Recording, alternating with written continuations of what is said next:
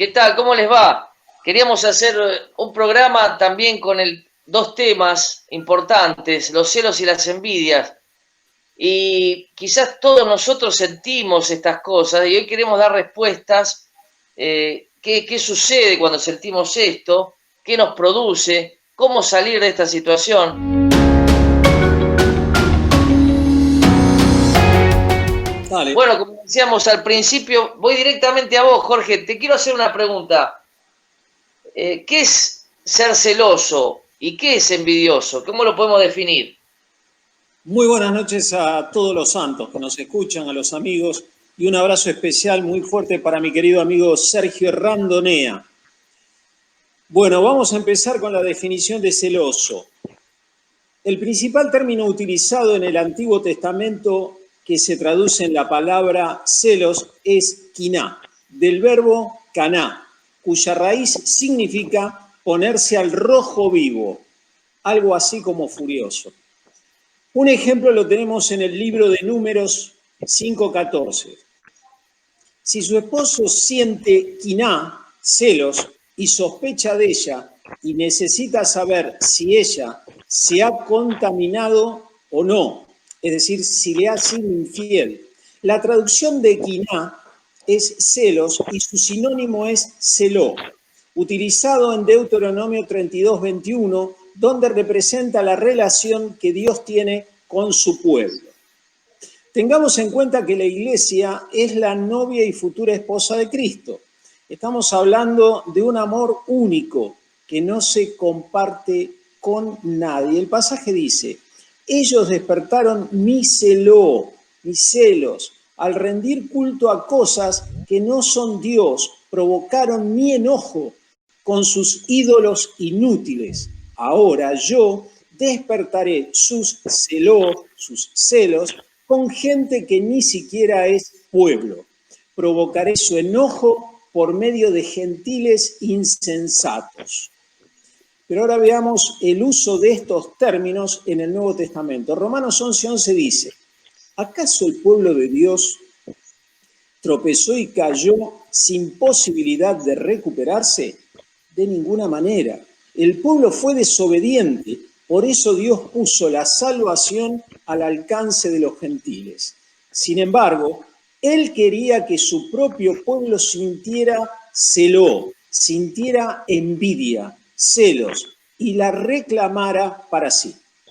Las palabras en hebreo y griego se refieren a una emoción específica que manifiesta una firme exclusividad y que puede ser moralmente digna de censura o de alabanza. Puede estar mal o bien, dependiendo si el objeto de los celos está basado en el egoísmo o en la búsqueda del bien del otro. Podría ser el caso de un esposo egoísta que reclama más atención a su esposa quejándose porque las cosas ya no son como antes. ¿Antes de qué? De que vinieran 3 hijos. Las cosas cambian. O el caso de un supuesto misionero que manipula para echar a casi toda una congregación y se queda con un edificio que no le pertenece. Se lo queda entero con cocheras y todo. Y lo pone a su nombre en honor y resguardo de la sana doctrina. Gloria. Algo parecido a lo que hacen los políticos que compran votos con zapatillas, alimentos, choripanes, valiéndose vilmente de las necesidades de hermanos que están pasando por un mal momento. Todo para continuar manejando las cosas a cualquier costo. Puede no haber límites a tal punto que si hace falta se consigue un cómplice que defienda sus intereses personales en el gobierno de su iglesia para así seguir recaudando fondos en el exterior. Con todo esto, voto ganador asegurado, che.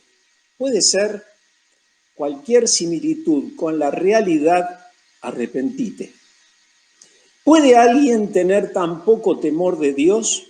En estos casos, el resultado de la envidia, que es querer lo que es de otro, lo que no me pertenece, lo que Dios no me dio, esa envidia deriva en el odio hacia los que trabajaron día tras día hasta terminar la obra, pero ya no hacen falta, y se los echa y se adueñan del trabajo, dinero, tiempo y esfuerzo ajeno. Hoy estorba tanto. Digamos, si le echaste ray a la novia del futuro esposo, podemos decir que ahí no hubo ni amor ágape ni fileos, ¿o no? Un ejemplo de advertencia con esta palabra lo tenemos en Proverbios 3:31. No quiná, no envidies a personas violentas ni imites su conducta. Y uno se pregunta, ¿se pueden querer imitar esas conductas y anhelar ocupar esos lugares? Cuidado con los seguidores de estos falsos hermanos. A los funcionales de turno y a los sucesores, comprometidos con estos mandatos.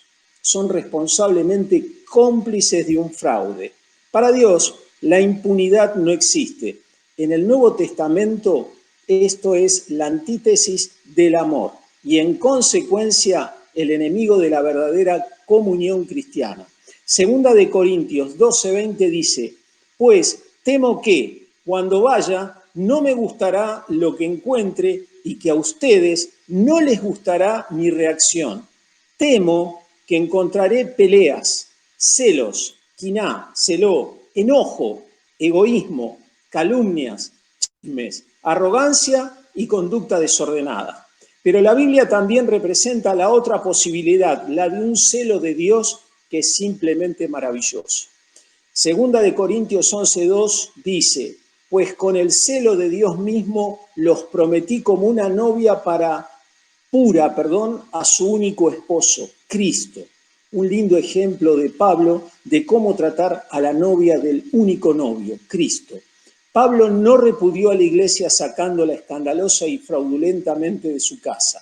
La búsqueda resuelta, incansable, de algo bueno, invitándonos a procurar, la encontramos en 1 Corintios 12:31.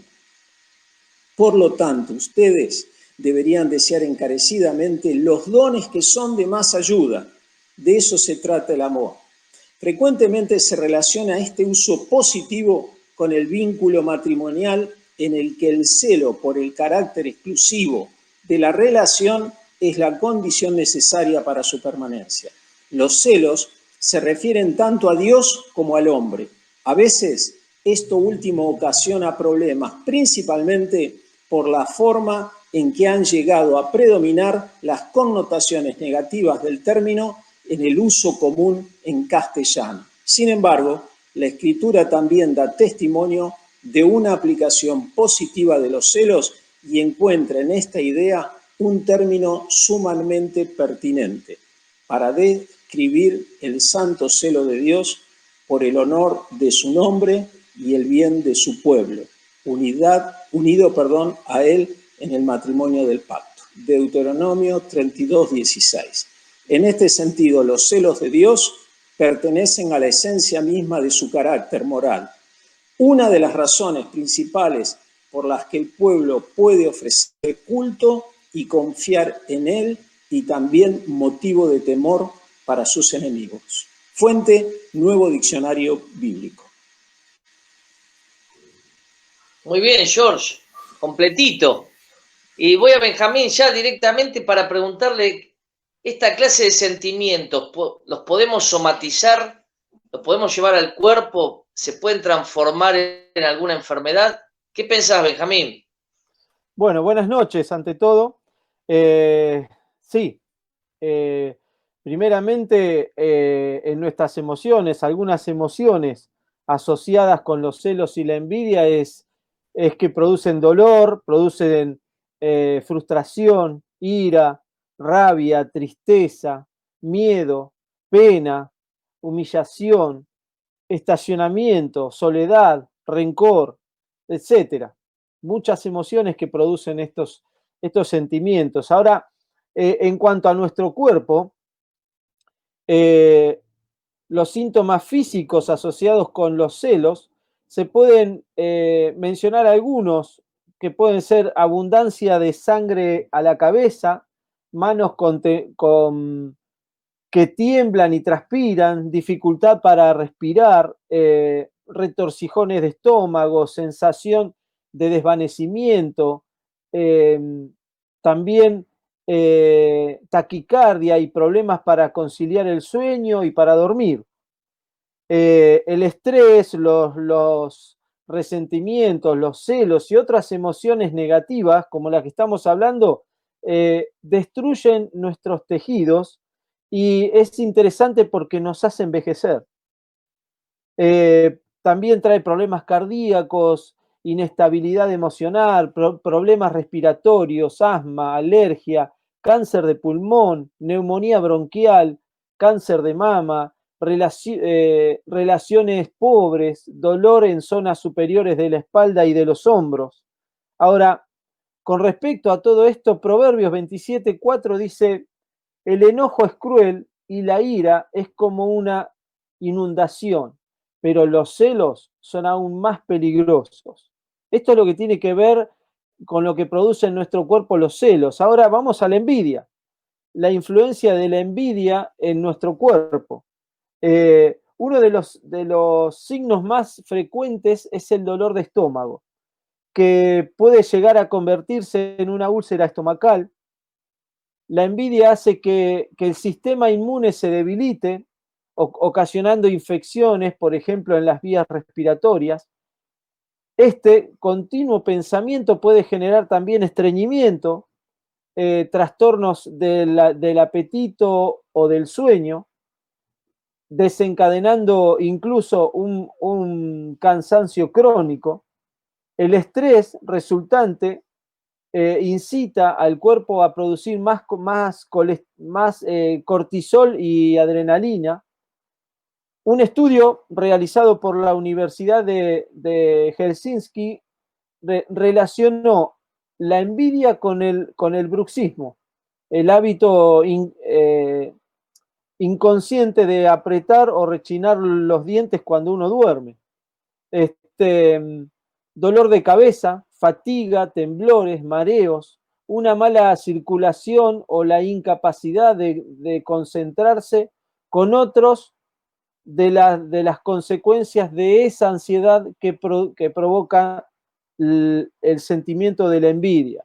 Ahora, dos textos que hablan de este tema. Proverbios 14:30 dice: el corazón apacible es vida de la carne, mas la envidia es carcoma de los huesos. O sea, afecta mucho el cuerpo. Y termino con Job 5:2. Dice: es cierto que el necio lo mata la ira y al codicioso lo consume la envidia. Así que sí afecta a nuestro cuerpo y afecta a nuestras emociones, por eso tenemos que ser cuidadosos con estos sentimientos. Qué interesante.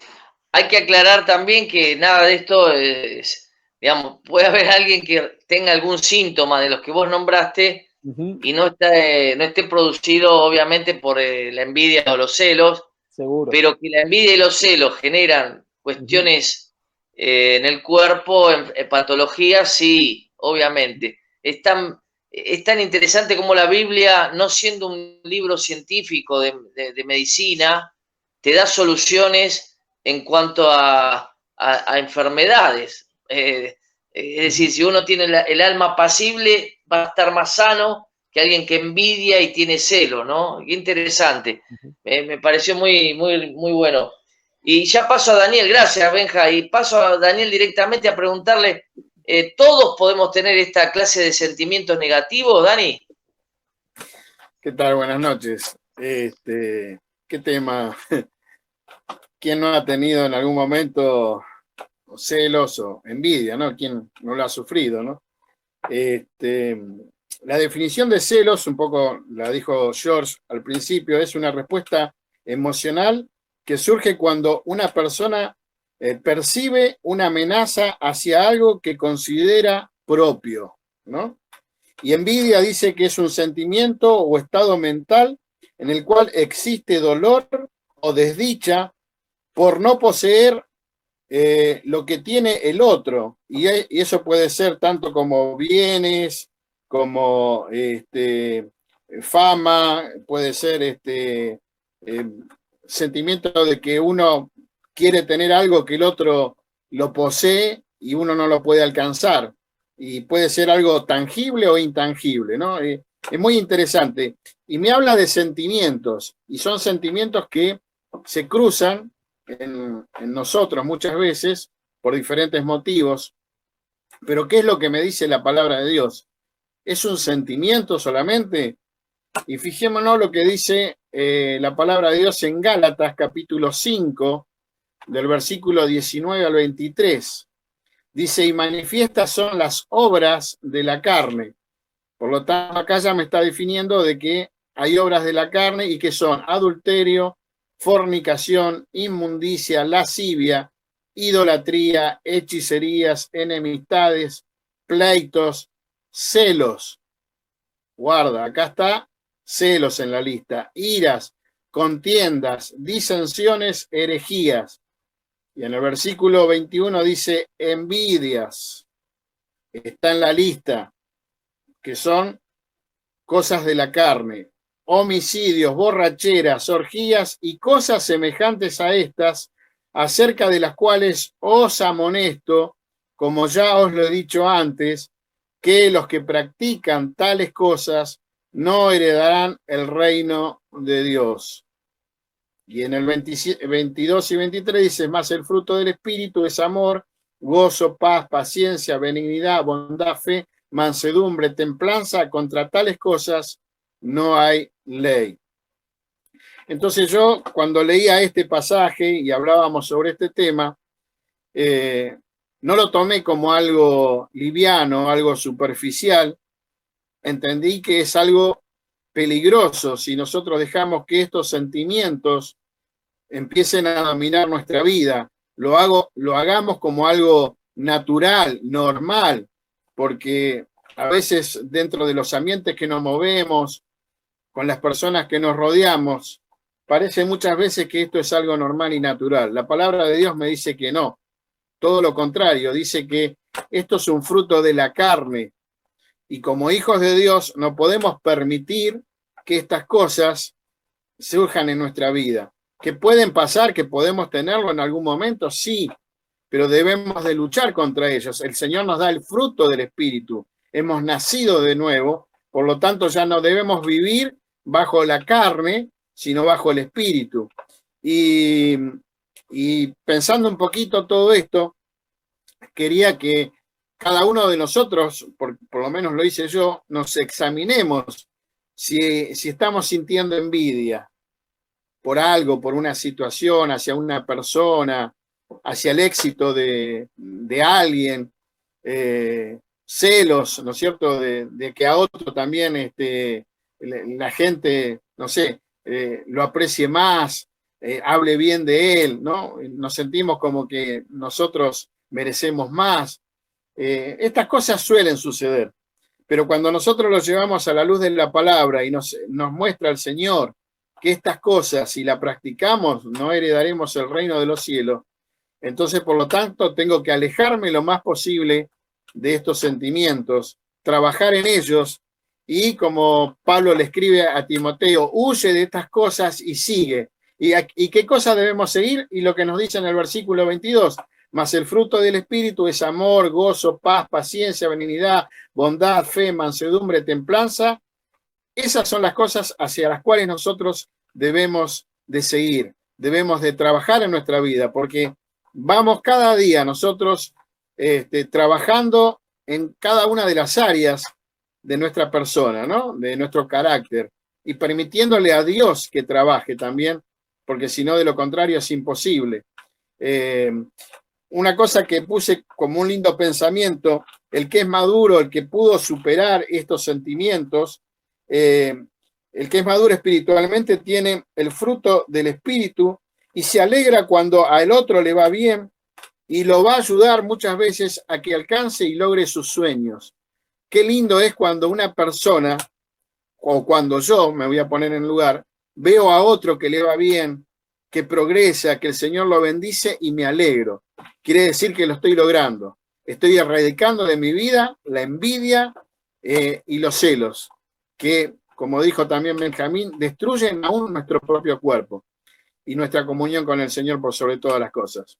Espero que le haya sido de bendición. Muy bien, gracias. No sé si tengo señal, si ustedes me pueden ver, porque me bajó un poquito, pero creo que estoy, ¿no? Voy a vos, Diego, Río Gallegos, allá lejos, en el frío estás todavía.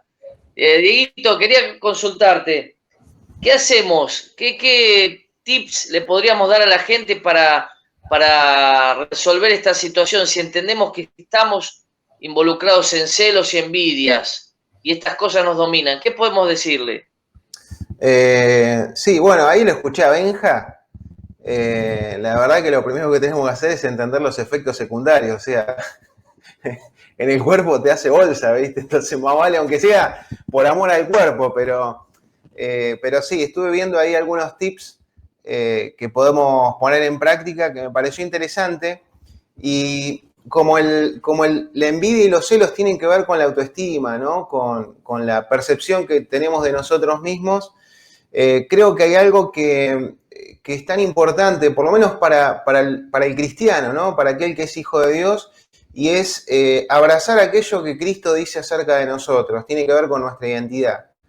Si yo entiendo que como hijo de Dios soy amigo de Cristo, soy elegido por Cristo para llevar su fruto, soy templo del Dios viviente, soy hijo de Dios, Él es mi Padre, soy escogido por Dios, santo y amado, digamos, no tengo la necesidad de compararme con alguien más, porque sé, digamos, estoy seguro de quién soy. No por lo que yo pienso o una idea que se me ocurrió a mí, sino porque lo dice el Creador. O sea, qué mejor referente que aquel que nos creó y que nos adoptó como su hijo. Así que le creo a Dios acerca de quién soy yo. Después, otra de las cosas respecto a la envidia es poder estar contentos con uno mismo y disfrutar de lo que tenemos, tanto para la envidia como los celos. Por ejemplo, en 1 Corintios 12:11 dice: pero todas estas cosas las hace uno y el mismo Espíritu, distribuyendo individualmente a cada uno según la voluntad de Él. Entonces, entender que Dios nos dio algo único, pero también algo particular que quizás la otra persona no lo tiene, y yo tampoco tengo eso que Dios le dio a la otra persona. Por lo tanto, es estar contento por cómo soy y lo que tengo, ¿no? Y disfrutar de eso, no estar viendo lo que el otro tiene. Si logramos, digamos, aplicar esto, va a ser un beneficio muy grande para nosotros y para nuestra salud también. Otra de las cosas es, si bien Dios nos ha dado cosas y hay cosas que son muy personales y particulares en cuanto a nuestra forma de ser, que bueno, entre los 5 creo que somos un poco diferentes, tenemos algunas cosas parecidas, pero algunas otras bastante diferentes. Pero creo que también tiene que ver con ocuparse en mejorar. O sea, el hecho de que Dios me dio cosas y que tengo cosas particulares distintas al otro, también hay que pensar en poder mejorar eso que tenemos. No es que ya está, digamos, Dios me hizo así y me quedo así para siempre, sino mejorar. En la Biblia habla de que tenemos que llegar a la estatura de varón perfecto, que es Jesús. Cada uno, ¿no? Desde lo que Dios le dio. Pero sí tiene que haber un progreso en nuestras vidas. Y eso también hace que sea un tips para combatir los celos y la envidia. Para la envidia es no ver de manera negativa el logro del otro. O sea, ahí tenemos que aplicar Romanos 12:15, que tenemos que gozarnos con lo que se gozan y llorar con los que lloran. Entonces, si a la otra persona le va bien en algo, tengo que forzarme, o por ahí crear, es algo nuevo para mí, en alegrarme por eso que le está pasando. O sea, es buenísimo que le pase algo bueno a otra persona y me tengo que alegrar. Y esa empatía tiene que ir creciendo en nuestras vidas. Bueno, está asociado al tip anterior. Y para lo que es celos, evitar los reproches, ¿no? Tenemos que dejar de reprochar hacia el otro, ¿no? Lo que yo quiero, lo que yo necesito, no tengo que reprochar, directamente tengo que librarme de eso.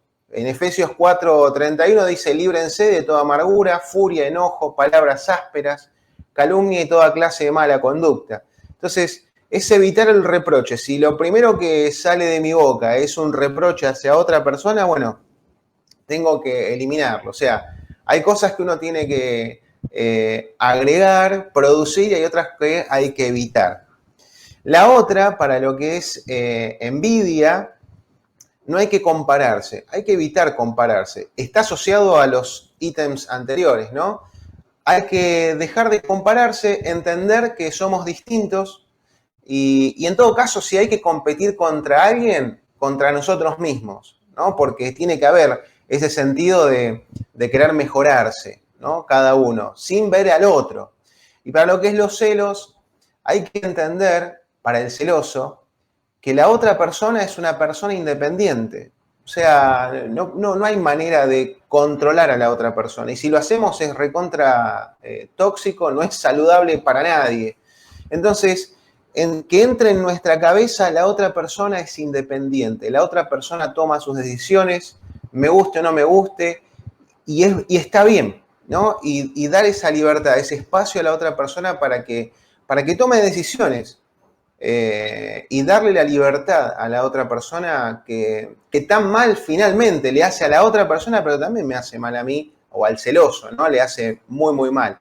Por eso es importante entender que cada uno de nosotros somos personas independientes.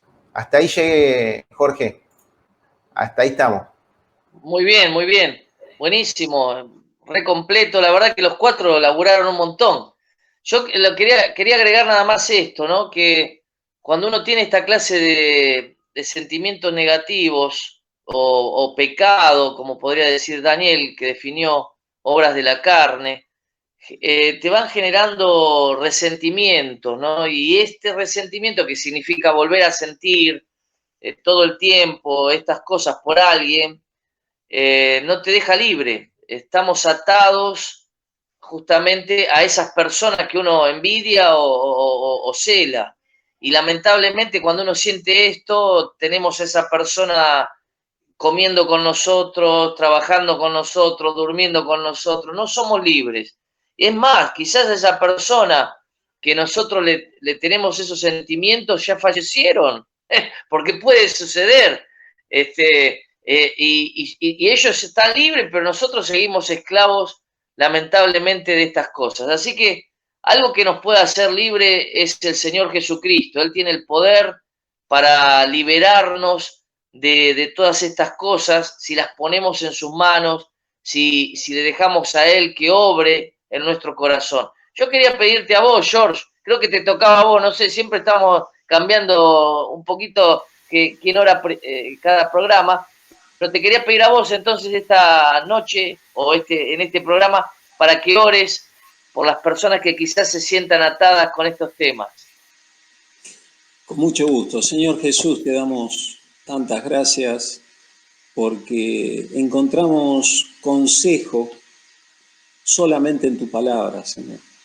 Tenemos las indicaciones como un recetario y aún nos advertís de las consecuencias que tienen para nuestra salud física y también para nuestra salud espiritual, Señor.